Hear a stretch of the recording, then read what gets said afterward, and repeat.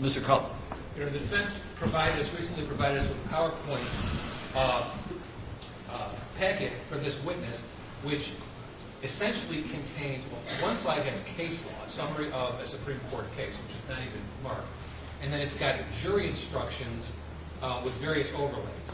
And it's our position, Your Honor, that none of that should be presented to this witness, because only the court can present the jury, instruct the jury on the law, and a witness should certainly not interpret the law either. Judge, I will state that it's not the jury instruction. It's All right, whoa. Let's go on the first slide, which got case law. yes, it's Graham versus Connor, which is what has Is been, that case law? It's yes. Okay, it's not coming in. It's a basis for his opinion. He's given a legal opinion? No. Well, then why would a case, was a United States Supreme Court case? Yes. And Graham he's versus Connor. interpreting the law from the Supreme Court? No. He's not.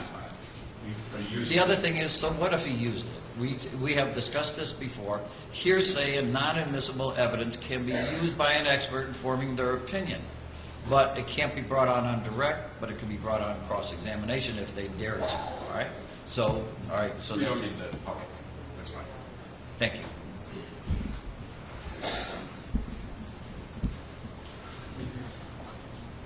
All right, you ready? Yes, Judge. All right, bring the jury out, please. All right, for the jury. No, thank you.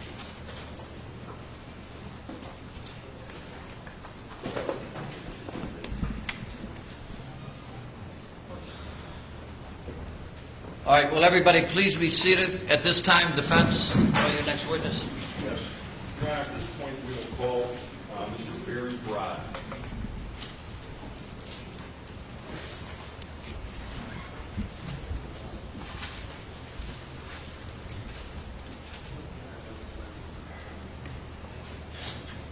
Watch your step, remain standing, and state the court Raise your hand. Do you solemnly swear or affirm that the testimony you're about to give before this honorable court and jury shall be the truth, the whole truth, nothing but the truth, so help you God? I do. Thank you. Have a seat. The chair is adjustable. The microphone's live, so pull your seat up to the microphone, adjust the microphone, speak into the microphone, and it would be greatly appreciated. Thank you. Proceed, Mr. Herbert. Thank you, Your Honor. Good afternoon, sir. How are you? I'm good. Would you please introduce yourself and spell your last name? My name is Barry Vance Brodd. Last name spelled B-R-O, D as in David, D as in David. And Mr. Brodd, can you tell us about your current employment? I provide expert witness services in police practices and both police and civilian self-defense cases. What is the name of your company? BVB and Associates, When did BVB and Associates come into existence? 1995. Okay, and what are your duties essentially within the organization of BVB and Associates? I'm approached by district attorney offices, attorneys, dealing with police officer use of force or allegations of police misconduct or police excessive force. And sir, do you have any training in law enforcement? I do. Can you please tell ladies and gentlemen of the jury about your background and training? I graduated college in 1975 with a bachelor's degree from George Mason University. I became a deputy sheriff in Arlington County, Virginia in 1975 until 1976.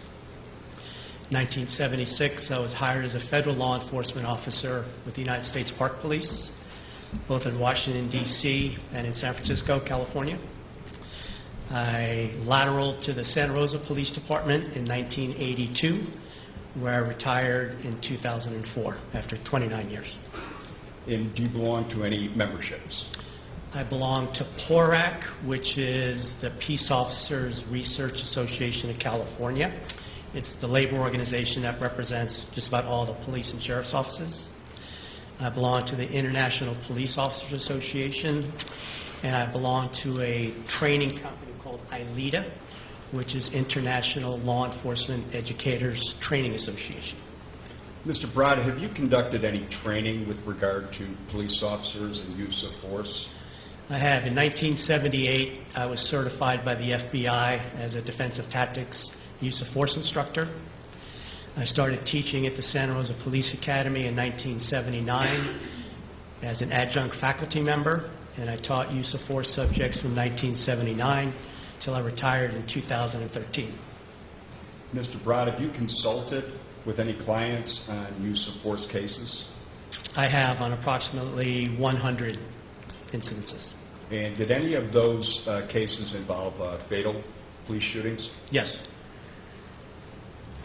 Have you ever testified in court, or strike that, have you ever testified regarding your representation of a client on police use of force? So since 2013, I've given testimony on 29 different occasions. 13 of those were trial testimony, and 16 were deposition testimony. My experience, I've dealt with 22 officer-involved shooting investigations that I've consulted on. And Mr. Brodd, the clients that you have, are they all from the plaintiff's side or the pro-police side or the anti-police side? How would you characterize your clients over the years? Initially, probably 80% of my clients were plaintiff's attorneys alleging some type of police officer misconduct. I currently have 14 active cases, of which 7 are criminal, where I'm working on behalf of the defense. The remaining 7 are civil, 3 of which I'm working for plaintiffs alleging police misconduct, and the remaining 3 I'm working on defense of police officers. Mr. Brodd, do you have any part of your work assignments, do they deal with the San Francisco Review Agency? I'm a consultant for, it's a newly formed branch of the San Francisco District Attorney called the Independent Investigations Bureau. Due to changes in officer-involved shooting protocol in San Francisco, the District Attorney's Office is now the lead agency. And I provide my expertise to those investigators who are now primarily responsible for investigating San Francisco police officer-involved shootings. Mr. Brodd, have you been accepted as an expert in the area of use of force in any of your previous cases? On probably 30 to 40 prior occasions. Have you ever not been accepted as an expert when you have been purported to be an expert by your client? No. Your Honor, at this time I would like to declare... You don't do that. I know. You can request. I forgot the word. At this point, I would ask that the court recognize Mr. Brodd as an expert in the area of police use of force. Any questions, State? No, I don't have an objection. Thank you. All right, I find that Mr. Brodd is qualified to testify as an expert in the use of force. Proceed. Mr. Brodd, you were contacted by me, correct? Yes. Okay. And we asked you to look at some documents and render an opinion in this case, correct? Documents and materials. Okay. Tell, ladies and gentlemen of the jury, what, in fact, you reviewed in assessing the situation to determine what your opinion was. So I looked at the video. I looked at the Chicago Police Department officer-involved shooting investigation. I've read numerous interview transcripts from involved officers. I've read the autopsy report. I've read Dr. Miller's analysis of Officer Van Dyke. I reviewed Dr. O'Donnell's toxicology report. I reviewed Dr. T's, if I'm correcting her, I reviewed her report. I've had a lot of contact with Mr. Jason Freeze as he developed his recreation animation, and I think that about covers it. Okay. And I don't know, did you say that you spoke to Mr. Van Dyke at all? Sorry, I spoke to Mr. Van Dyke on 2 occasions. Okay. And the terms of our agreement, when we asked you to review this, what was the understanding about what opinion you were going to give? Look at the materials that you provided and give an opinion on whether I felt Officer Van Dyke was justified in the levels of force that he used. Okay. And have you ever been asked to render an opinion that eventually turned out was not favorable to the client? So I was never asked to render an opinion unfavorable. I have been hired to look at cases and determined that there was nothing I could do to help him. Okay. And in this case, were you able to render an opinion about Jason Van Dyke's use of force based upon your experience and everything that you reviewed? I was. And can you tell us what that opinion is? I feel that Officer Van Dyke's shooting of Laquan McDonald was justified. And with respect to, there's different volleys of shots in this case. You're aware of that fact, correct? Yes. And at any point, did you have any reservations about one or more of the volleys? I did. And can you please tell the ladies and gentlemen of the jury about that? So when I first looked at the video and the materials I was provided, I was confident that the first volley of rounds fired by Officer Van Dyke, in my opinion, were justified. And I had questions about the second volley. If I can ask you to stop there, why is it that your opinion was that the Jason Van Dyke's first volley of shots was justified? Based upon what I saw of the video and the distance that seemed to be represented in the video and the close proximity of Mr. McDonald to Officer Van Dyke and what had led up to this confrontation between Officer Van Dyke and Mr. McDonald, and the fact that Mr. McDonald was armed with an edged weapon. And I'm sorry, if you can go ahead and speak to your opinion with respect to the second volley of shots. So I wasn't sure. So I was given additional information. I read Dr. Miller's report. I had a telephone interview with Officer Van Dyke, and based upon those two additional sources of information, I rendered an opinion that the second volley, that Officer Van Dyke was still under imminent threat by his observations, and I felt that that was a reasonable conclusion. And when you say by his observations, did you determine that his observations were reasonable for a police officer in that same situation? In dealing with a lot of these prior cases that are captured either on an officer's body camera, which isn't a situation here, or with the car cam, they very rarely show what the officer is actually seeing or what the actual lighting conditions are that the officer's eye is seeing. You know, the cameras will pick up different lighting variations, and the shutter on a body cam will show light situations that are more favorable. So what answered my question was having Officer Van Dyke tell me what he was looking at when he decided to fire that second volley.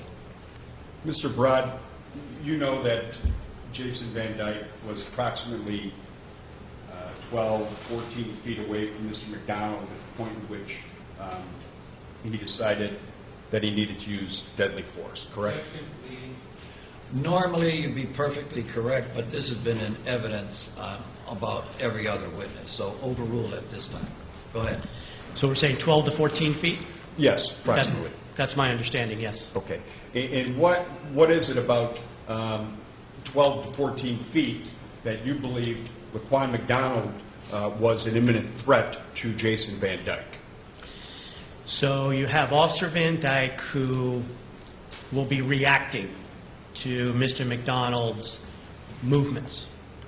So there's a lag time of reaction, plus the time it would take to close distance between 12 to 14 feet to where Officer Van Dyke was standing would take 1.5 to 1.7 seconds. And in that time, Officer Van Dyke would have had to make the decision to use lethal force and administer enough lethal force to stop the threat to prevent him or Officer Walsh from being stabbed. And, Your Honor, at this point, I would ask that the witness be allowed to step down from the witness area, and we can conduct a demonstration showing the distance of 13 feet. Certainly, you can step down. And I will note that we have a toy knife here, which is plastic, and I would ask that Mr. Brodd be allowed to hold on to that knife for purposes of his demonstration. Certainly. You want to watch this, Mr. Cullen? I do, yeah. Okay. If I can ask you to hold that, and then we're going to count off to 13 feet.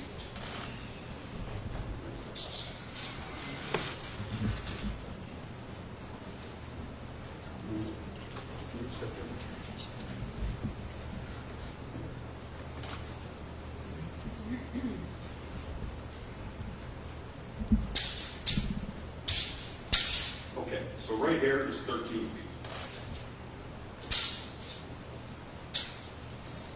Can you hold that? I'm sorry. They said it was bent. Right here is 13 feet. Okay?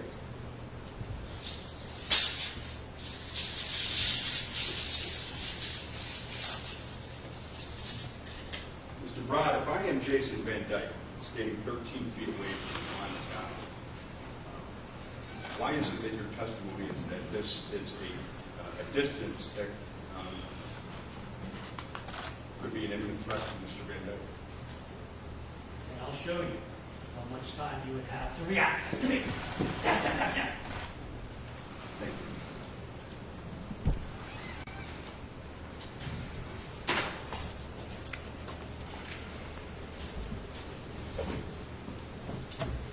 Not to denigrate you in any way, but you're not a young man. No, Okay. How old are you? I'm 64 years old Okay. with a knee replacement. If I can have 1 minute, please, Judge.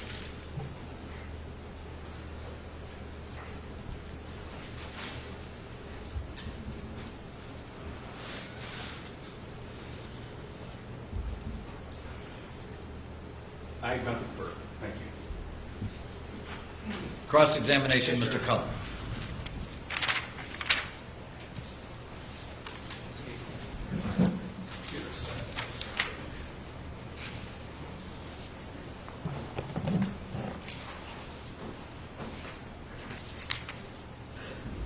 Proceed, please. Thank you.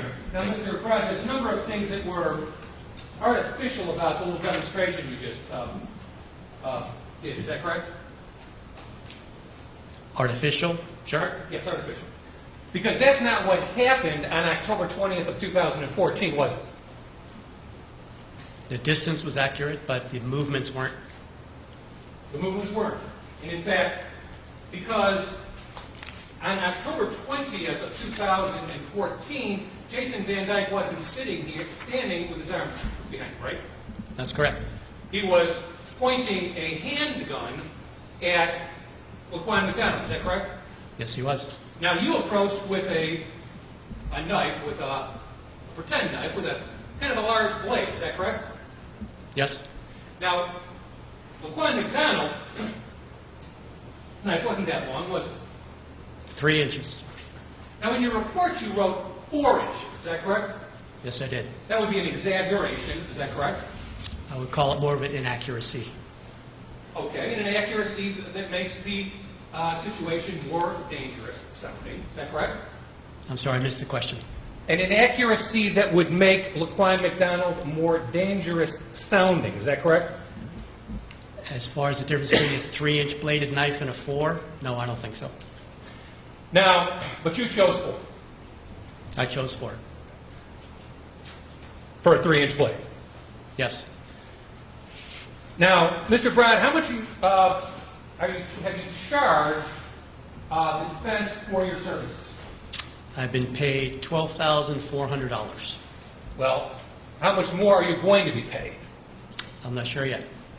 Well, what is it that needs to be yet determined? My length of time on the stand, travel time back to California, etc. And how much are you charging for the length of time on the witness stand? $350 an hour.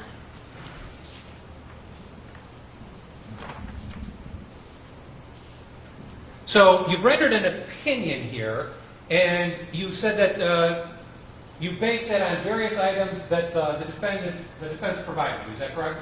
Yes, You looked at Dr. Miller's report. Is that correct? I did. You didn't see his testimony, though, did you? No, You looked at Dr. O'Donnell's report. Is that correct? I did. You consulted with Mr. Fries. Is that correct? Yes, And you helped him create this video that the defense has presented, which shows a highly accurate rendition of what the defendant saw. Is that correct? actually, I conversed with Mr. Freeze, but I didn't really provide any information to him. Well, you conversed with him a number of times. Is that correct? Yes, And then, of course, you talked to the defendant, and after you talked to him, you changed your opinion as to whether or not the shots on the ground were justified. Is that your testimony? No.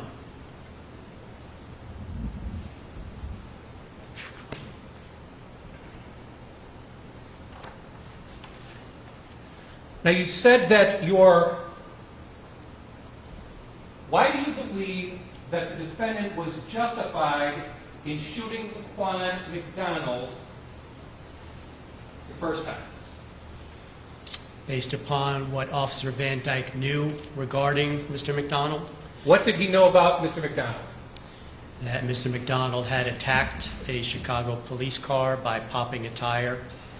And he also knew that he had done that in order to evade those police officers. Is that correct? Are you asking if I knew that or Officer Van Dyke knew that? Well, would Officer Van Dyke have known that? I'm not sure. Okay. And yet you believe that it was justified because you assume that that's what he knew? I made that opinion based upon the fact that Mr. McDonald was armed and standing within 12 to 14 feet of Officer Van Dyke. Now, if you had your badge on now, could you kill me? Because I'm standing within 12 to 15 feet of you and I'm armed. And I tell you to drop the knife, And I don't drop the knife. I would consider you a threat, You'd kill me. possibly. Okay. And if I defied you and was walking toward a fence, you'd still kill me. Not sure. Okay.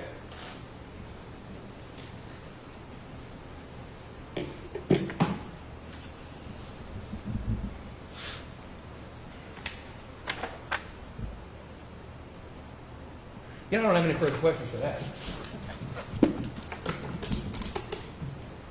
Mr. Herbert.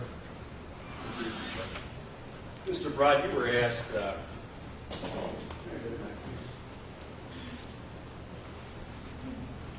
by the state's attorney about the demonstration that me and you conducted. And I believe you said, well, that wasn't really what happened that night, correct? That's correct. Well, in fact, this was the knife that night, and it wasn't this toy knife with blue tape on it, right? That's correct. It was this knife, correct? Yes. And in fact, me and you have met and we talked and we know each other. Your objection to leading and testifying. Again, this is redirect. You can lead on redirect, otherwise you have to go through the direct testimony all over again. Counsel? All right, go ahead, overrule. I don't know if I can answer that question or no. I did not. I'll ask it again. Me and you know each other, and certainly That's something- outside the scope of cross-examination. Get on with it. Okay. You're not whacked out on PCP right now, are you? No. Okay. And we're in a courtroom right here with sheriff's deputies, and we're surrounded by, we have a judge right here, so it's not real life, right? I feel very safe. Okay. But on the night in which Jason Van Dyke met Laquan McDonald, there wasn't any protection, such as being in a courtroom with deputies and people all around, correct? That's correct. It was a dangerous, real-life situation, correct? Yes.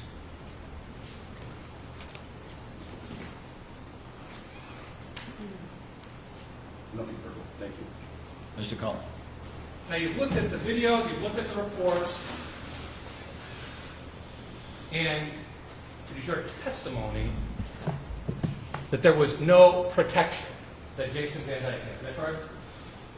I said there was no physical barriers between himself and Mr. McDonald. Well, you just told Mr. Herbert there was no physical barriers, or did you just say there was no protection? I'm not sure. Because there was significant protection that the officers had that night, wasn't there? I'm going to object to the officers talking about my client. That's fine. Well, do you understand the question? I do. I just don't understand what you mean by protection. Well, Jason Van Dyke had a pistol, is that correct? I'm sorry? Jason Van Dyke had a firearm, did he not? Yes. He had a partner standing next to him with a firearm, didn't he? Yes. He had a squad SUV, is that correct? Yes. Capable of knocking people over, Is that correct? It could. He had a bevy of other Chicago police officers immediately around him, did he not? And what you mean by immediately? Well, within his sight on Pulaski Street in Chicago. So that's immediate, so I'm not sure if that was in Officer Van Dyke's sight. There were other officers present. Okay. Was there anything that would have prevented Officer Van Dyke, before he approached LaQuan McDonald, from seeing the squad car that was following him? Anything that could have stopped him from seeing it? No. Any reason for you to believe that he didn't know that there was a squad car immediately behind him? I don't know if he knew that or not. Okay. Because he may not have been paying attention? Absolutely. Okay. And was there anything preventing him from knowing that Officer Velez and her partner were in a squad car right next to LaQuan McDonald before the defendant got out and shot LaQuan McDonald? Anything preventing him from seeing that? If he didn't look that way, yes. If not, I'm not sure. Okay. And what about the other squad cars that are shown in the video with their lights flashing? Would there have been anything else, or anything that would prevent the defendant from knowing that he had that protection available to him? Again, the fact that there's other officers there, I'm not sure if Officer Van Dyke would consider that protection.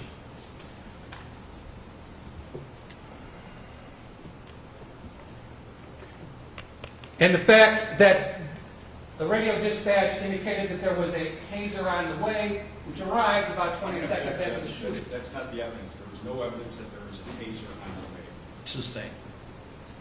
That a taser had been called for and an officer responded, "We're on the way." Objection. It's not the evidence. The jury's heard the evidence. The other thing is, he rephrased, go ahead, Mr. Cullen.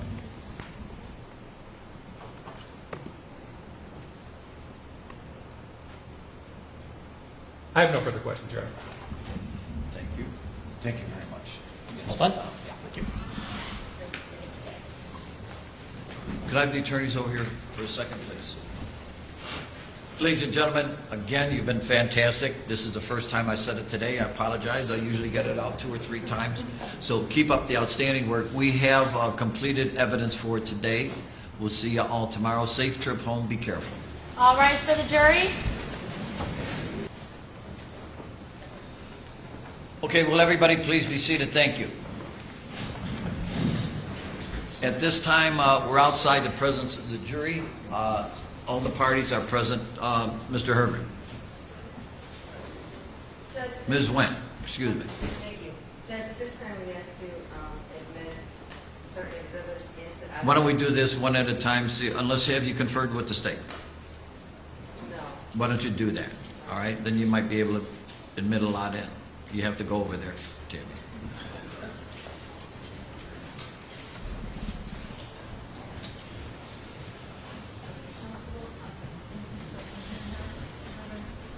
Pardon? No, I know, I'm just kidding. Yeah, sure. John, could you move that, please? You're supposed to say speak. Just to keep everybody up to what's going on, the defense and prosecution are going over the evidence that the defense has presented. Then they're going to see which ones the state are going to object to, if they're going to object to any of the exhibits. And if they don't, or if they do, we'll have a hearing on it. And then at that time, they'll move the exhibits in evidence, which will be the ones that will be properly admitted into evidence. Then tomorrow morning, the defense will rest, and then the state will put on their rebuttal. So we're getting towards the end. Judge, on that note, if we can ask the state to provide us an offer of proof as to the witnesses that they plan on calling tomorrow. Well, go ahead. Nobody's holding you in your seat, right? Can I ask the state to provide an offer of proof for witnesses? Well, go talk to them so you find out. All right? There you go.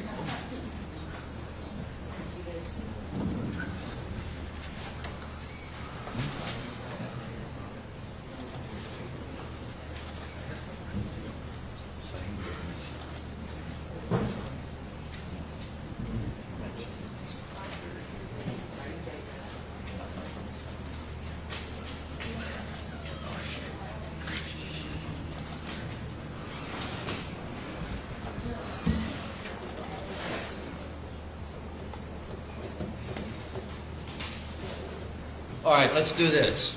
Let me know the ones that you have agreed upon and no objection, so we can get something done. Let Ms. Went do this. Defense number 6, video number 4 from Patterson. Thanks for this, Patterson. I have no idea what you're doing, all right? Are you moving those into evidence? Right, these are the ones that are, actually, these are the ones that are. You're not moving the state's, admitted into evidence. you're not moving the state's documents or videos into evidence, right? No, no, no. All right. Is there any exhibits that we marked that are not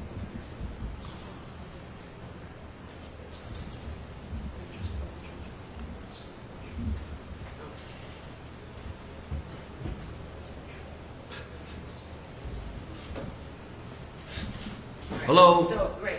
Judge, defense exhibit 6, 7, 8,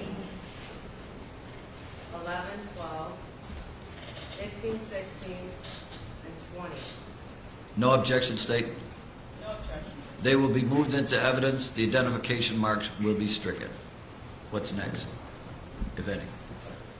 The tire, Judge, we have a stipulation as to the tire that will be, You have physically have the tire here? yes. Okay. It's back here. I believe you. All right, good. All right, no objection, state? Okay. All right, well, it's a stipulation. I'm sorry. Go ahead. And then there's several other items that have not been admitted into evidence that are demonstrative.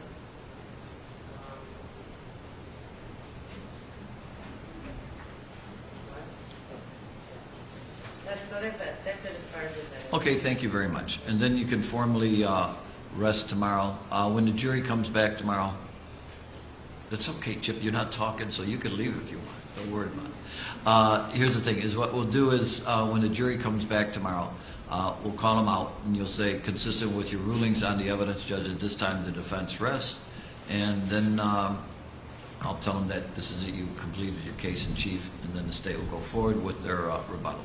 And you have an exchange of ideas and between Mr. Herbert and Mr. McMahon, is that correct? Yes. Okay. Formalized later. Outstanding. All right. We're in recess till tomorrow.